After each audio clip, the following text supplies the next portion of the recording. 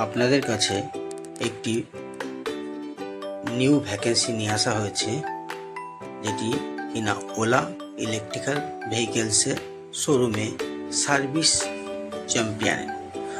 তার আগে আমি বলতে চাই, যারা যারা আমার এই চ্যানেলটি নতুন দেখছে, প্লিজ চ্যানেলটিকে সাবস্ক্রাইব করে রাখুন, কারণ এই চ্যানেলে আমি প্রতিনিয়ত নতুন নতুন জব পোস্ট করছি, যে জবগুলো দেখে আপনারা অ্যাপ্লাই করার সুযোগ পাবেন। ধন্যবাদ।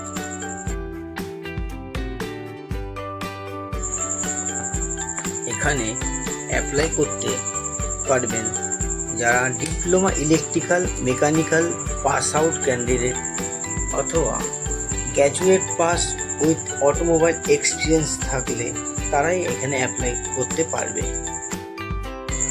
শুধুমাত্র মেল ক্যান্ডিডেটরাই অ্যাপ্লাই করতে পারবেন এখানে, যাদের বয়স 18 থেকে 32 বছর পর্যন্ত হতে হবে, এবং তাদের জব রোল থাকবে ওলা ইলেকট্রিক্যাল ভেহিকেলসের শোরুমে।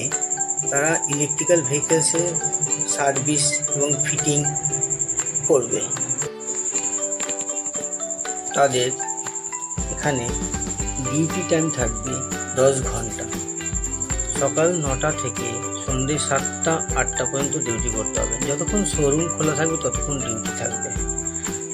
দেন স্যালারি তাদের হবে ফ্রেশারদের 18 থেকে 20,000 এবং এক্সপিরিয়েন্সদের ক্ষেত্রে স্যালারি থাকবে 20 থেকে 23,000। কারণ ফ্রেশাররা ন্যাপসের আন্ডারে থাকবে, ন্যাপস মানে অ্যাপ্রেন্টিসশিপের আন্ডারে থাকবে, এবং এক্সপিরিয়েন্স হোল্ডাররা ইএসআইসি এবং পিএফ তাদের থাকবে।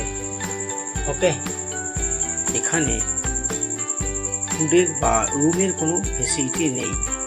তবে ক্যান্ডিডেটরা যদি মনে করে এক মাইগ্রেটভাবে কাজ করতে, মানে এক জায়গা থেকে এসে আরেক জায়গায় কাজ করার চিন্তাধারা থাকে, সে করতে পারে, কিন্তু কোম্পানির তরফ থেকে তার কোনো ফুড বা রুমের অ্যালাউটমেন্ট নেই। ওকে, এখানে স্ক্রিনে সব রকম লোকেশনগুলো দেওয়া রইল। যে যে লোকেশনের ক্যান্ডিডেট তারা অ্যাপ্লাই করতে পারে, বা বাইরের কোনো ক্যান্ডিডেটও ওই লোকেশনে সে কাজ করতে পারে। লোকেশনগুলো দেখে নিয়ে ভালো করে তারা অ্যাপ্লাই করবেন। ওকে, কীভাবে অ্যাপ্লাই করবেন?